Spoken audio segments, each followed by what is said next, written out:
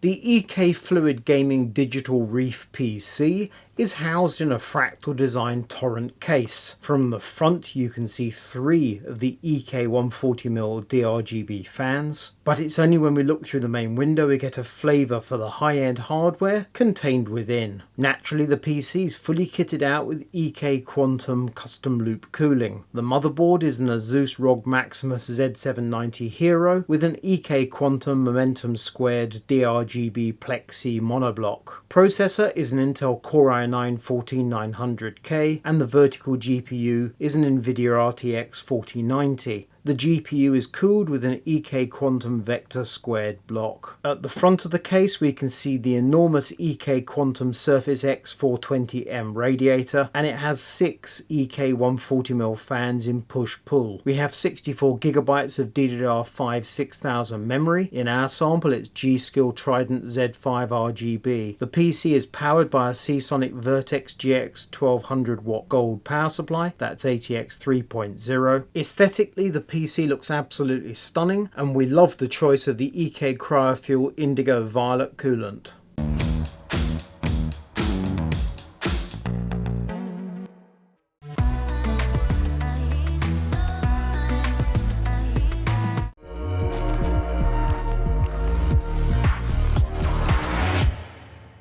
Once you've unpacked your EK Fluid Gaming Digital Reef PC, the first thing is to pay heed to this sticker, which is over the power button, so be hard pressed to ignore it, and it says read the setup guide before starting. On the outside of the original packaging you'll find a QR code which takes you off to a PDF on EK's website. There's information about a number of different EK Fluid Gaming PCs, including the Digital Reef. Once you've looked at that information, you will realise the cooling loop is delivered without coolant.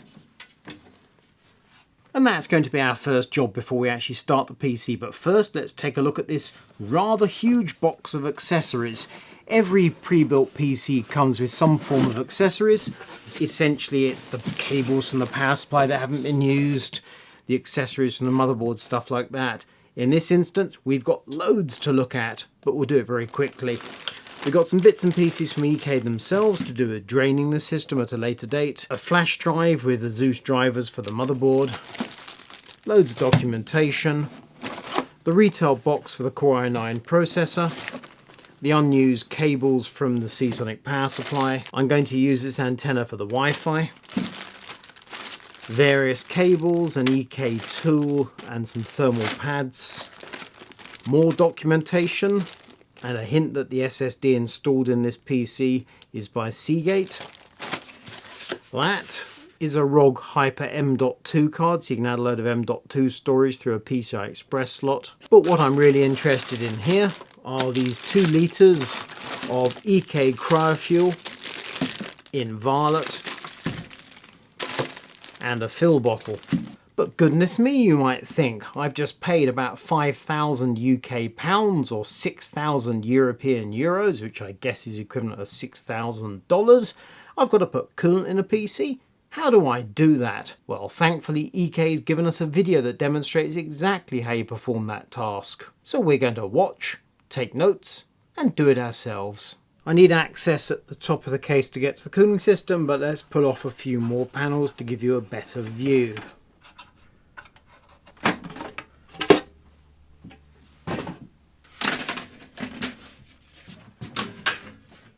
You may recall from my review of the torrent case, the power supply lives, as you can see, in the roof up here, which means there's no airflow upwards. We can use the floor of the case for airflow, the rear, except we have a pump reservoir unit blocking most of the rear, and therefore it means the front of this case is doing almost all the work with this particular layout. Let's open up the radiator.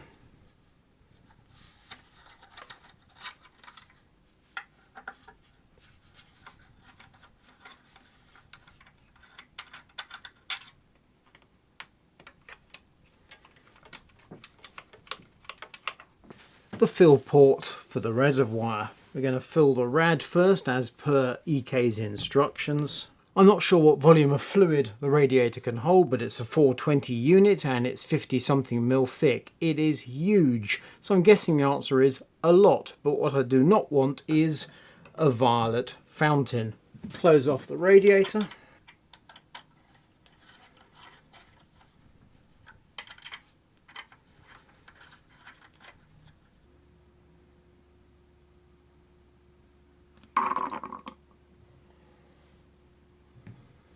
Okay, on with the power.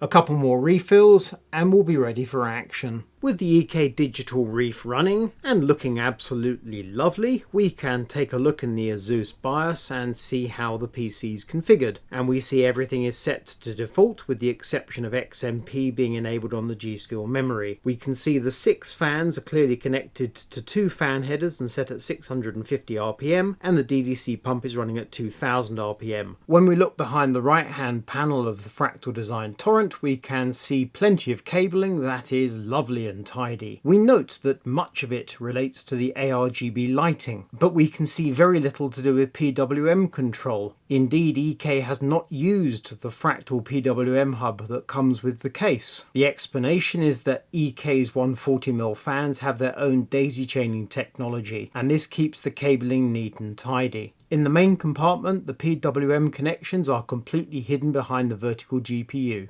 If you're looking for a new chair, then you should definitely check out Booley's. I'm currently sat on their Ninja Pro gaming chair, which is one of 3 models from their gaming series alongside the Elite and the Master. So if you're looking for something new to stick in your setup that you can sit on and game and work, then I recommend definitely checking out booleys.co.uk. Let's see how the Digital Reef performs in some benchmark tests, starting with Cinebench R23. The processor's drawing just over 300 watts, with the P cores running at 5.6 GHz. With an ambient of 20 degrees Celsius, the CPU package hits 90 degrees and the cores run at 80 degrees. The system is lovely and quiet, and the final score of close to 38,000 marks is exactly in line with our previous testing of this CPU.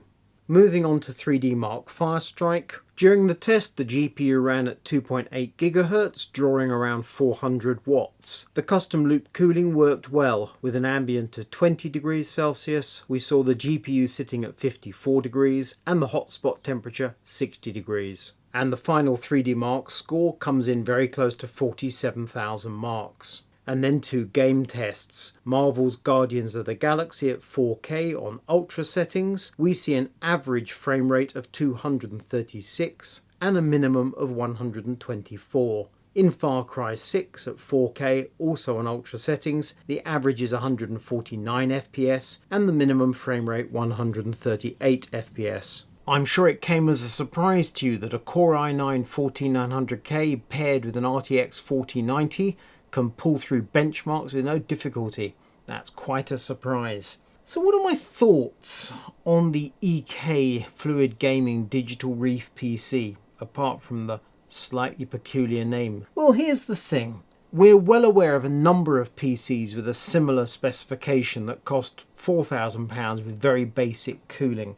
So the fact that this system with a lot of very expensive liquid cooling is £5,000, that is actually surprisingly good value. In fact, I've priced up all the components of this build and it comes to exactly £5,000 here in the UK. So essentially EK has built the PC free of charge. And in this instance, that's no small thing to consider. And then we come to my takeaway. Aesthetically, I like it. However, when I reviewed the Fractal Design torrent, I considered it to be an unusual case and I wasn't massively blown away by it, even though a lot of other reviewers adore this case. I think the power supply in the roof of the case, for example, is a bit peculiar. There's no airflow up top, and the way the system's been built with all the cooling in the front, because that's where the space is, and as a result it's high pressure inside and the air just has to make its way out. It looks a little odd, but it functions well, and that is the main thing. Obviously the choice of components, top notch, very good indeed. I've got mixed feelings about the aesthetic of the build. We've got tubes with bends and we also have a significant number of fittings. I'd be fine if they'd used straight tubes and more fittings, or alternatively gone for even more complicated bends. But the combination does strike me as very slightly odd. It's not wrong, it's just a bit peculiar to my eye. On the subject of slightly unusual things, I haven't mentioned the SSDs in this system. They are Seagate 530s. We have a primary 1TB and a secondary 2TB. I'm sure the logic is the system runs on the 1TB and you put your games on the 2TB. That's fine, but when you're paying top money, why not have a 4TB single drive? Seems a reasonable move to me. Anywho, put that to one side. Let's move on to my pros and cons. Pros, the good points. Superb performance and cooling. No argument there. The noise levels are very low, as you heard during the Bits of Benchmark video. The components cost £5,000. The PC sells for £5,000. So in essence, EK is building it free of charge and supplying a warranty. Cons, the negative points. At the moment, the buyer can't customize the build, or not easily. You have to get in touch with the EK. Essentially, it's a one-click purchase for this monumental sum of money. I would like to see the option for changing, for example, the color of the coolant. I think it would also be quite a good thing if EK was to offer an overclocking service. I can understand why they might be reluctant to do that, particularly the warranty. But after all, this is high-end PCs. The ticket price is high. In other words, it's £5,000. On the other hand, you get a lot for your money, but that initial impact, the hit to your credit card, it's a lot. Filling the loop. You've got no clue what the volume is of the radiator. I think it'd be a good idea if EK was to say the radiator takes 400ml or whatever it is of coolant. Then that way you'd have some clue how close you were to filling it. Very small point that. And the included Asus Hyper M.2 card that I showed you at the start comes in the accessory pack. You can't use it, which of course is why it's in the accessory pack. The vertical GPU blocks all the expansion on the motherboard. As for the award I'm giving this, okay, I'm not in the market for this PC myself, but I can see anybody who's looked at this and gone, wow, high-end gaming PC, bling hardware, looks amazing, and I don't have to do a stroke of work apart from pay the money. I can see they would be absolutely blown away with the EK Fluid Gaming Digital Reef. I can't bring myself to give it a must buy.